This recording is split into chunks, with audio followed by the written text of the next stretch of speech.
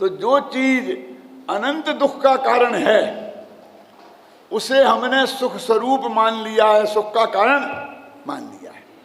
गुजरात की तो हालत ऐसी है, हम जाते हैं कभी वहाँ तो हम यहाँ कितने घर जैनियों के होंगे, तो कहते हैं कि 100 घर होंगे, फिर बिना ही पूछे बताते हैं कि 10 घर सुखी हैं।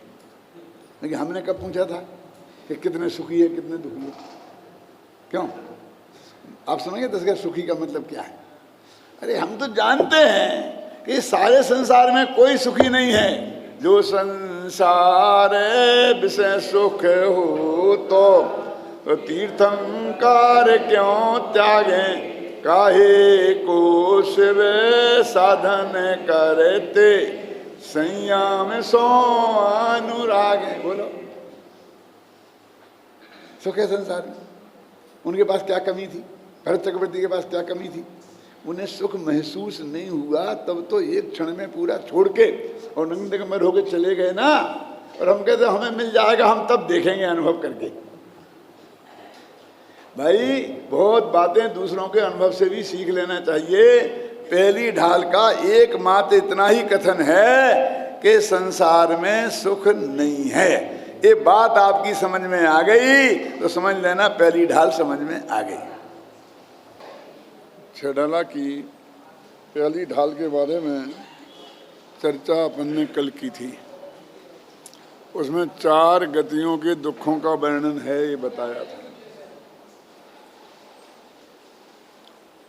चारों गतियों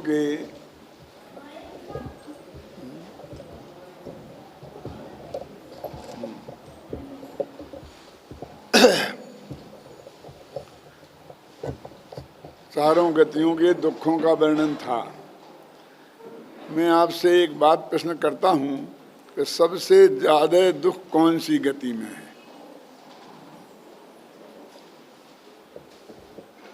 सबके मन में एक ही उत्तर आता है और वह यह है कि नरक गति में सबसे ज्यादा दुख है।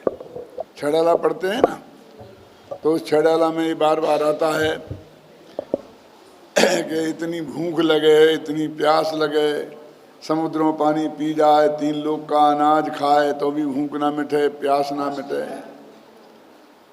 सर्दी इतनी कि लोहे का गोला छार छार हो जाए, गर्मी इतनी कि पिघल के पानी हो जाए। तो हमें लगता है कि सबसे ज़्यादा दुख नरक गति में है। लेकिन इस छेडाला में तो सबसे ज़्यादा दुख त्रिंच गति में बताया है। क्योंकि दुखों की बात जो शुरू की है वो त्रिंच गति से शुरू की है। क्यों? वो तो निगोद से शुरू की थी ना। काल अनंत निगोद मझार बीतो एक इंद्रिय तनधार। निगोद कौन सी गति में है? त्रिंच गति में है। तो त्रिंच गति में ही सबसे ज्यादा दुख है, क्योंकि निगोद है उसमें। नारकी के दुख बाहर से ज्यादा दिखते हैं, ख्याल में है ना। और त्रिंच गति के, त्रिंच में तो हम एक गाय भैंस कुत्ता बिल्ली को ही समझते हैं। वो निगोदिया भी त्रिंच है, ये हमारे ख्याल में ही नहीं है। लोग कहते हैं कहाँ है ज़्यादा दुख? नरक में तो इतनी सर्दी गर्मी है, लेकिन निगोद तो आलू है ना, आलू जमीकंद, ये सब निगोदिया है, जीव हैं इसमें रहते हैं। ये तो फ्रिज में आराम से रखे रहते हैं। इतनी ठंडक तो हमें भी नहीं मिलती है। क्यों? गर्मी का दुख भी नहीं है, सर्दी का दुख भी नहीं है। लेकिन इस जगत में सबसे बड़ा दुख किस चीज का है? आप भगवान की पूजन करते हो और उनसे प्रार्थना करते हो तो क्या करते हो कि जन्म जरा मृत्यु विनाशनाय जलम, सबसे पहले कि जन्म और मृत्यु ये नष्ट हो जाएं, सर्दी गर्मी नष्ट हो जाए, ये क्यों प्रार्थना नहीं करते? मुझे भूख प्यास नहीं लगे, ये प्रार्थना क्यों नहीं करते? तो जन्म मरण का दुख ही सबसे बड़ा दुख है और वो निगोद में एक श्वास में 8-10 बार तो जन्म्यो भर्यो भर्यो दुख भार। ख्याल नहीं ना, जन्म और मरण ये सबसे बड़ा दुख है। और वो निगोद में मनुष्य त्रिंच, इस दृष्टि से विचार हम करें तो नरक गति में तो अकाल मरण होता ही नहीं है ना। एक क्रम दिया इनने। त्रिंच गति में वास्तव में 4 गतियों का क्रम नहीं है, क्योंकि ऐसा तो नियम है नहीं कि पहले कौन सी गति हो, लेकिन इंद्रियों का क्रम है। पहले 1 इंद्री, फिर 2 इंद्री, फिर 3 इंद्री, फिर 4 इंद्री, फिर 5 इंद्री। क्योंकि देव, मनुष्य और नारकी ये सब 5 इंद्रिय ही होते हैं, इसलिए इनका वर्णन बाद में आया। अब मैं आपसे पूछता हूं कि 1 इंद्री को दुख ज्यादा होगा कि 5 इंद्री को? ज्यों ज्यों ज्ञान का विकास होता है त्यों त्यों दुख की तो कमी होती है ना। हम कैसे मान लें कि भाई 1 इंद्री को दुख कम है और 2 इंद्री को ज्यादा है? निगोद से निकल करके फिर वो पृथ्वी हुआ, अग्नि हुआ, वायु हुआ, वनस्पति, तो बाकी 1 इंद्री निपटाए, फिर 2 इंद्री में गया, फिर 3 इंद्री में गया, फिर 4 इंद्री में गया। तो ये सब त्रिंच गति के दुख हैं। फिर 5 इंद्री में गया तो उनमें भी असेनी, तो असेनी भी ज्यादातर त्रिंचों में ही होते हैं। मनुष्य, देव और नारकी ये तो सब सेनी पंचेंद्री ही होते हैं। इसलिए निगोद का दुख सबसे बड़ा दुख है।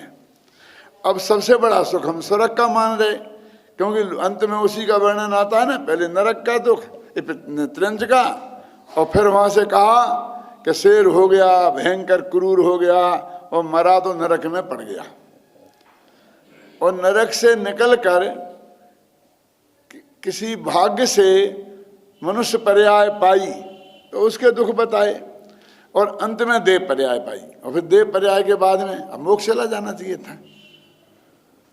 तो लिखा ना, तो वहां लिखा कि देव 1 इंद्रिय हुआ, मर करके 1 इंद्रिय हुआ, एवं परिवर्तन पूरे करें। क्यों? आप जानते हैं कि देव मर के 1 इंद्रिय हो सकता है, ख्याल में है ना, लेकिन नार की मर के 1 इंद्रिय कभी नहीं होता। आप जानते हैं, नार की निकलेगा तो नियम से सेनी पंचेंद्रिय ही होगा, 4 इंद्रिय भी नहीं होगा, चिंटी कीड़ा मकोड़ा भी नहीं होगा, सेनी पंचेंद्रिय होता है। और देव 1 इंद्रिय हो जाता है, तो ये तो अन्याय है ना। कि सुनो, देव तो ऐसी हालत में है कि उसे 5 इंद्रियों के विषयों का त्याग, मैंने बताया था ना कैसा है कल, न खाने पीने का, न इसका, न अवक्षादि भक्षण का, न परस्त्री सेवन का, कोई पाप वहां नहीं है। फिर भी मर के 1 इंद्रिय हुआ। और नरक गति में तो मार काट लगी है। क्यों? उसे मारते काटते हैं तो वो भी दूसरों को मारता काटता है, क्योंकि वो मारने काटने वाले कोई अलग थोड़ी जाते हैं यहाँ से, वे ही आपस में लड़ते मरते हैं ना, तो अनंत दुख है उन्हें। तो ऐसा क्यों हुआ? आप विचार करो गंभीरता से। आपको यदि 3rd क्लास के डब्बे में आप जाएं और सोने की सीट मिल जाए, क्यों ना, तो आराम है कि खड़े खड़े जाना पड़े तो आराम है। सब कहेंगे सोने की सीट मिल जाए, इससे बढ़िया बात और क्या हो सकती है। हम कोशिश भी करते हैं 100-200 रुपया लग जाएं, लेकिन सोने की सीट मिल जाए, करते कि नहीं करते? लेकिन सोने की सीट मिलेगी तो सामान पार हो सकता है, और खड़े खड़े जाओगे तो सामान की गारंटी है कि वो सुरक्षित रहेगा, क्योंकि सोने वाले का सामान जाता है, जागने वाले का नहीं जाता है, तकलीफ कितनी हो। तो नर हमारे पास क्या क्या सामान था? सेनी पंचेंद्रिय के ज्ञान का सामान था नरक में, और वहां सोने का मौका ही नहीं, इतने डंडे पड़ते हैं कि नींद आने का सवाल ही नहीं है। तो ज्ञान की निधि लुटती नहीं है। और देव गति में भोगों में इतने मस्त हो जाते हैं, ऐसे सो जाते हैं कि उनकी ज्ञान निधि लुट जाती है और वो एक इंद्रिय में चला जाता है। अब मालूम 2000 सागर रह करके आखिर तो निगोद में जाना है ना, तो नारकी तो जाएगा नहीं सीधा निगोद में, क्या समझे ना। तो आप जिस देवगति को इतना बढ़िया मान रहे हो,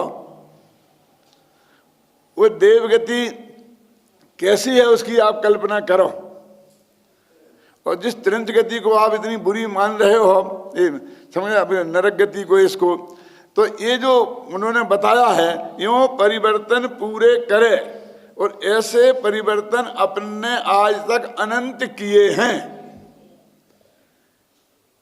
ये लिखा ना, अंतिम ग्रही विकलों की हद पायो अनंत बिलियां पद, पर सम्यक ज्ञान न लाधो। क्या समझे ना कि अंतिम नौवीं गरीबक तक गया, क्योंकि नौवीं गरीबक तक जाए के बिना क्षेत्र परिवर्तन, काल परिवर्तन, भर परिवर्तन पूरे नहीं होते हैं। और इस जीव ने कई परिवर्तन पूरे किए, तो नरक में भी गया, निगोद में भी से आया निकल के, और ऐसा परिवर्तन करके निगोद से निकला और लौट के निगोद में पहुंच गया, तब तो अनंत होंगे ना, ख्याल में ना। तो इस तरह इसके जो अब दुख क्या है, तो दुख का स्वरूप बताया कि तुम्हें देवगति में भोगों की प्रधानता है, इसे तुम उसे सुख मान रहे हो, और नरक गति में भोग नहीं है इसलिए तुम दुख मान रहे हो, और सुखी होने के लिए उन भोगों को जोड़ने में ही लगे हो। तो वो आचार्य कहते हैं कि ये दुख हुए, अब इस दुख के कारण क्या हैं उसकी अपन खोज करें। मोक्ष मार्ग प्रकाशक में भी इसी स्टाइल से बात शुरू की है।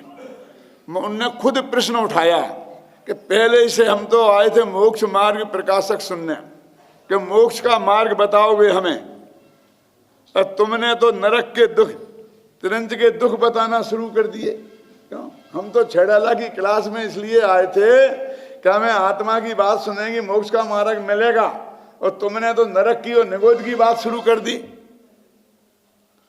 क्यों?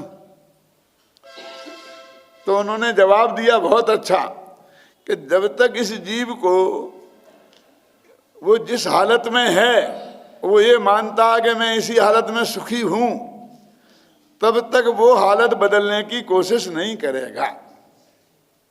ख्याल में है ना।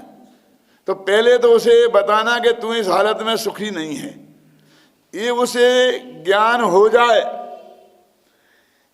कि चाहे मैं किसी गति में जाऊं, कैसा भी रहूं, लेकिन मैं इसमें दुख ही दुख है और मुझे इससे बाहर निकलना है, ऐसा अंदर में संकल्प हो जाए तो हम निकलने का रास्ता बताएंगे तो ध्यान से सुनेगा, नहीं तो वो ध्यान से सुनेगा ही नहीं।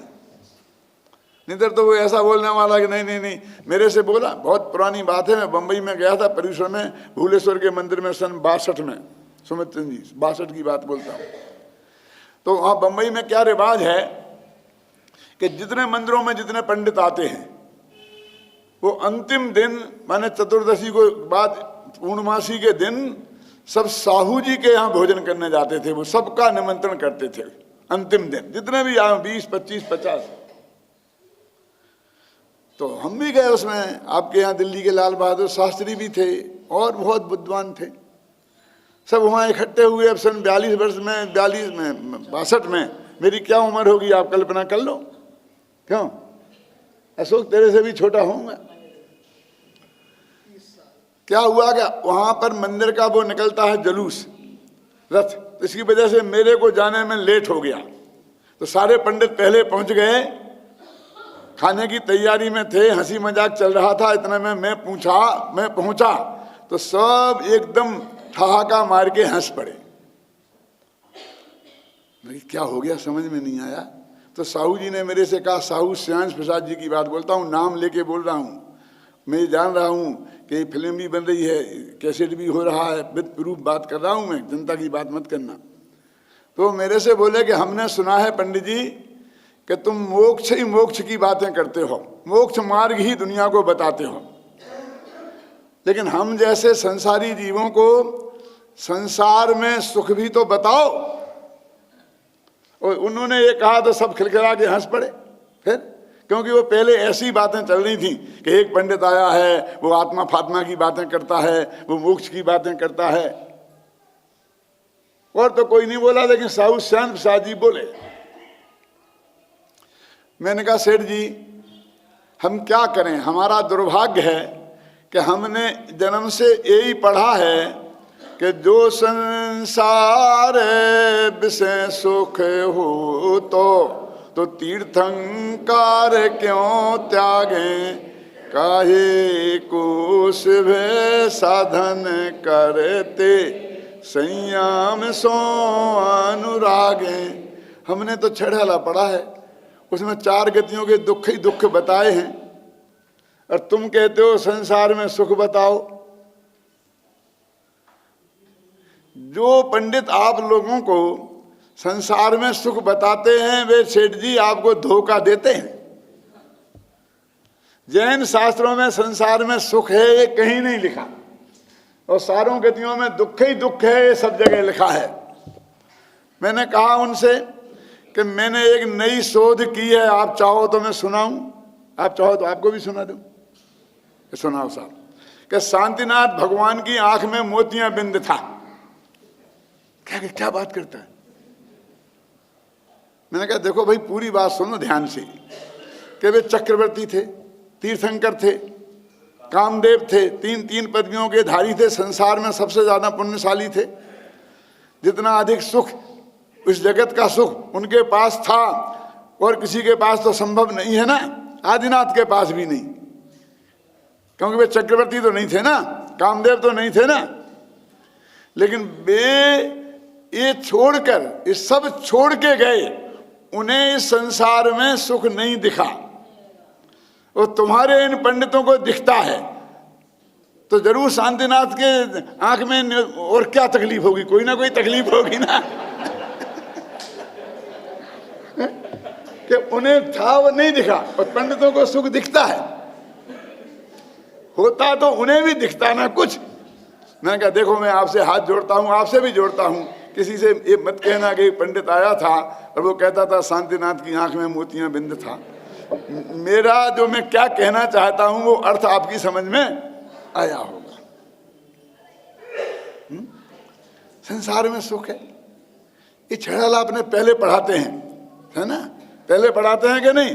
उस संसार में तो ये पहली ढाल शुरू करते हैं, अपने पहली क्लास की चीज है कि नहीं है, और इसमें लिखा कि संसार में दुख ही दुख है, संसार में दुख ही दुख है। अब वो कहते हैं कि इस दुख का कारण क्या है, इस संसार में जो दुख है, तो उसकी खोज करना चाहिए। देखिए मरीज के डॉक्टर के पास जाता है मरीज, तो वो कहता है कि मेरे को सब भूख नहीं लगती है। क्यों? तो डॉक्टर ये नहीं कहता है बहुत अच्छी बात है, तुम रोजाना भगवान से प्रार्थना करते हो, सदारोग विनाशनाय नैवेद्यम, इसलिए भगवान ने सुन लिया होगा और तुम्हारी भूख थोड़ी कम कर दी। क्यों? वो कहता है कि तुम्हारी ये दवा से ठीक होगा, उसका कारण कुछ और है। यदि वही तुम कोई भूत भगाने वाले के पास जाओ तो वो कहेगा भूत लगा है, कहेगा कि नहीं। हरेक को उस दुख का कारण अब उस हिसाब से दिखता है जिसका इलाज वो कर सकता है। हमारे तीर्थंकर भगवानों को तुमने कहा भूख के दुख, प्यास के दुख, गर्मी के दुख, सर्दी के दुख, तो वो कहते हैं ये सब दुख हैं ही नहीं।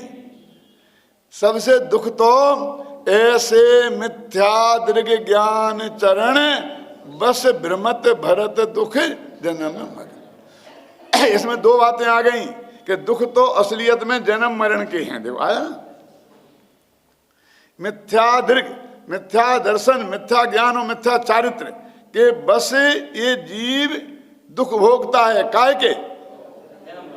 जन्म मरण के लिखा, भूख प्यास के नहीं लिखा, सर्दी गर्मी के नहीं लिखा। और मैं तुम्हें वो उसकी डिटेल में बताता हूं। टोडरमल जी ने तो ऐसा लिखा है, मैंने कल कहा था कि माल सब इसमें टोडरमल जी का, स्टाइल सब बुद्धजन की।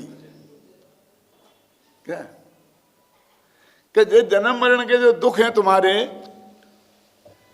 ये मिथ्या दर्शन, मिथ्या ज्ञान और मिथ्या चारित्र के कारण हैं। एक मुनिराज के पास, भगवान अरहंत के पास समोशरण में कोई आदमी पहुंच जाए और मान लो भगवान से प्रार्थना करे और बताए भगवान कि मेरे दुख बहुत हैं, सुनो जरा ध्यान से। कहते हैं ऐसे भगत बहुत होते हैं ना। क्यों, कल ही अपन ने बात की थी ना, वो वृंदावन कवि की पूजन है ना आदिनाथ की, उसमें लिखा है ना कि चारों गति के माई में दुख पाए सो सुनो। भगवान को सुनाता है, जैसे भगवान को कुछ पता नहीं हो। हालांकि अपने अपन विनती में भी बोलते हैं, तुम्हें को बिन जाने जो कलेश पाए सो तुम्हें जानत जिनेश। बोलते कि नहीं बोलते? भगवान तुम तो केवल ज्ञानी हो, तुम्हारे को जाने बिना मैंने जो दुख उठाए हैं वो तुम सब जानते हो। सब जानते हैं कि हाँ जानते हैं। तू ये जानता है कि मैं सब जानते हैं कि हाँ, तो फिर सुनाता क्यों है? फिर हमारी सुनना। फिर भी कहता है, ये तो बोलता है तुमको बिन जाने जो कलेश पाए सो तुम जानत जिनेश, ऐसा तो बोलता है। और साथ में ही सुनाने लगता है, पशु नारक नर सुरगति मझार भव धर धर मरियो अनंत बार। और कहानी शुरू कर दी बेटा ने। जब तू ये जानता है कि मैं सब जानता हूं तो अब कहानी क्यों बोलता है? और फिर वहां भी क्या लिखा, नर नारक पशु सुरगति मझार भव धर धर मरियो अनंत बार। वहां भी मरने की और जन्म की बात है। भव धरना माने जन्मना और मरना, और सुरगति मझार देवगति की भी बात कही। वहां भी चार गति के दुख की बात कही कि नहीं कही? तो संसार में सुख है ही नहीं भाई। तो मैं उनसे एक सेठ जी से कहा कि हम कैसे बताएं कि संसार में सुख है? हम तो ऐसे भी सुखी नहीं है और वैसे भी नहीं है। ऐसे वैसे क्या होता है? मैं कहा देखो, जगत में जो पैसे वाले होते हैं उन्हें सुखी कहते हैं, कहते ना। तो जैन समाज में आज सबसे ज्यादा सुखी आप ही दिखते हो। सुखी माने पैसे वाले, और आप दुखी हो। तो कैसे हैं दुखी? कि तुम हमसे सुख की बात पूछ रहे ना संसार में सुख है? क्यों संसार में सुख हम तुम्हें बताएं, फिर तुम हमसे पूछ रहे ना, तो तुम दुखी हो गए नहीं। तो जो सुखी हैं बेसुख का रास्ता संसार का पूछते फिर रहे। इससे सिद्ध होता है कि संसार के सब जीव सुखी हैं। और वो दुख का कारण भगवान और हमसे जाके हम पूछें कि हम दुखी हैं, कि मैं बताता हूं क्या क्या दुख है, कि मालूम है, हमें सब मालूम है, ख्याल में है ना। अब हम तेरे को बताते हैं उसका उपाय सुनने के लिए, महाराज पहले अच्छी तरह सुन लो मेरी बात। क्यों? कि वो कहते हैं कि तेरे जो दुख हैं वो रोटी कपड़ा और मकान की कमी के कारण नहीं है, सर्दी गर्मी के कारण नहीं है। तो मिथ्या दर्शन, मिथ्या ज्ञान और मिथ्या चारित्र के कारण है तेरे को दुख। इसलिए तू उन दुखों को छोड़ने के लिए सम्यक दर्शन ज्ञान और सम्यक चारित्र को धारण कर।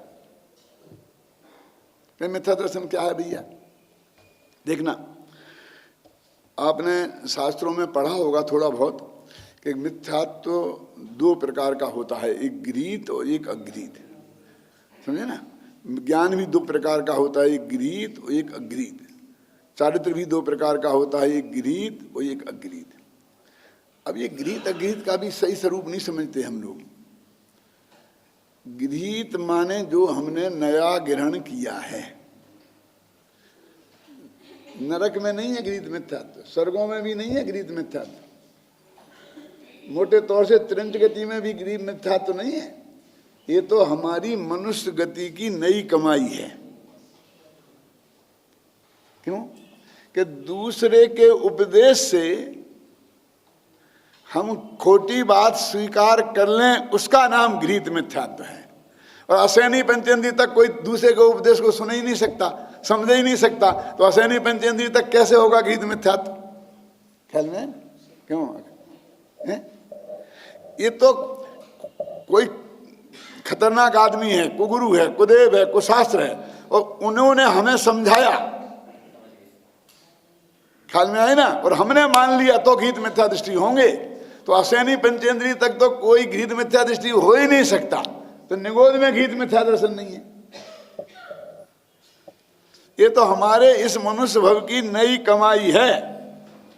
8 वर्ष की उम्र तक यदि कोई सम्य दृष्टि नहीं हो सकता है तो घृत मिथ्या दृष्टि भी नहीं हो सकता है। समझ गए ना? तो जो हमने होशो हवास में नई खोटी बात सीखी है उसका नाम है गृहीत मिथ्यात्व। वो कोई बहुत बड़ी समस्या नहीं है। बड़ी समस्या अगृहीत मिथ्यात्व है। अगृहीत मिथ्यात्व क्या है कि अनादिकाल से निगोद में जब से हम हैं तभी से हमसे चैंटा हुआ है। वो हमने कभी गृहीत नहीं है। अगृहीत माने ग्रहण नहीं किया है, हमारे जन्म के ही साथ है। इसलिए डॉक्टर लोग कहते हैं ना, भैया क्या करें, इस बच्चे का जो हार्ट में छेद जन्म से ही है, ऐसे बोलते हैं ना। तुमने बहुत माल मसाला खाया, घी, इसलिए तो कोलेस्ट्रॉल बढ़ गया और तुम हार्ट का बीमारी हो गई, ऐसा नहीं है। इसको तो जन्म से ही है। क्या करें, उसके लिए क्या सावधानी करें? तो अनादिकाल से जो मिथ्यात्व है, ख्याल में है ना, उसका नाम है अगृहीत। जो कभी ग्रहण नहीं किया, अंदर से ही है और नष्ट हो सकता है। तो समस्या तो उसकी है। देखो, एक आदमी को कैंसर है और अभी सर्दी लगी, जुकाम हो गया, मच्छरों ने काटा, बुखार हो गया, समझे ना, मलेरिया आ गया। तो उसको बड़ी बीमारी कौन है? वो कैंसर तो अभी अंदर गुप्त जैसा है, जब प्रकट होगा तब मालूम पड़ेगा, है ना, फर्स्ट स्टेज पर है। तो उसका तो कोई दिखता ही नहीं है, उसे ही पता नहीं चलता होना डॉक्टरों को, और वो उसमें धूजने लगता है। काय में? डेंगू में, मलेरिया में।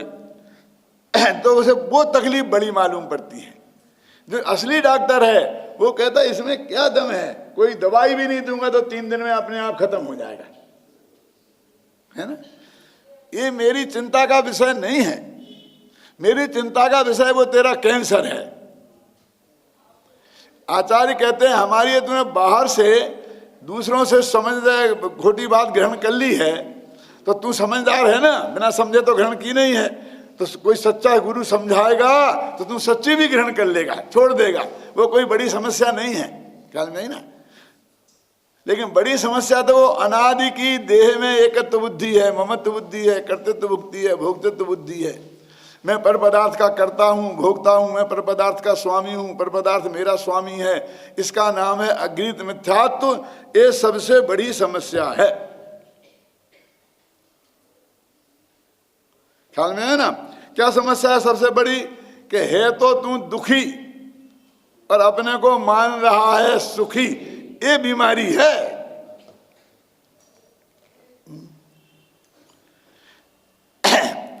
पुण्य पाप यह बात व्याधि सम, क्षण में हसत क्षण के रोबत है।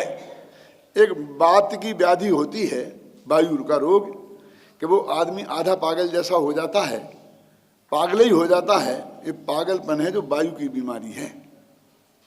जानते हैं आप, 20 तरह की पित्त की बीमारियां होती हैं, ये एसिडिटी वगैरह। 40 तरह की कफ की बीमारियां होती हैं, हो जाता है गले में कफ हो जाता है, फेफड़ों में खांसी वगैरह, ये सब। 80 तरह की वायु की बीमारियां हैं, जिसमें ये हड्डी की बीमारियां, नसों की बीमारियां, हार्ट अटैक, ये सब, ये सारे वायु की बीमारी है। तो वो पागलपन, तो जैसे वो आदमी एक क्षण में रोने लगता है और रोते रोते रोते एकदम जुड़ के हंसने लगता है। क्यों? और हंसते हंसते बात करते करते में एकदम रोने लगता है। आपने देखा होगा ना ऐसा। तो ये इसे बोलते हैं बात की बीमारी है।